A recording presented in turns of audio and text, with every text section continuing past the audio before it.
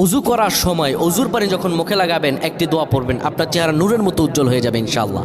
আপনার চেহারা নূরের মতো উজ্জ্বল হয়ে যাবে, চেহারা থেকে ব্রণ, মেস্তা, কালো দাগ সহ যাবতীয় সমস্যাগুলো আল্লাহ তাআলা দূর করে দিবেন এবং আপনার রিজিকে বরকত হবে ইনশাআল্লাহ।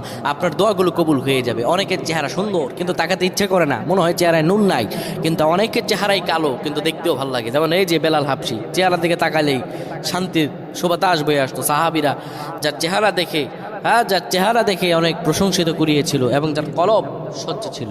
প্রিয় ভাইরা আমার, অজু যখন আপনি করবেন, অজুর পানিতে যখন আপনার চেহারা ভিজাবেন, তখন অজুর পানিতে আপনি এই দোয়াটা 3 বার পরে, দুরূদ শরীফ 3 বার পরে ফু দিবেন। দোয়াটি হলো আল্লাহু নূরুস সামাওয়াতি ওয়াল আরদ, আল্লাহু নূরুস সামাওয়াতি ওয়াল আরদ। পানিগুলো নিয়ে সেই পানির মধ্যে আপনি ফু দিয়ে চেহারার মধ্যে লাগাবেন। আমার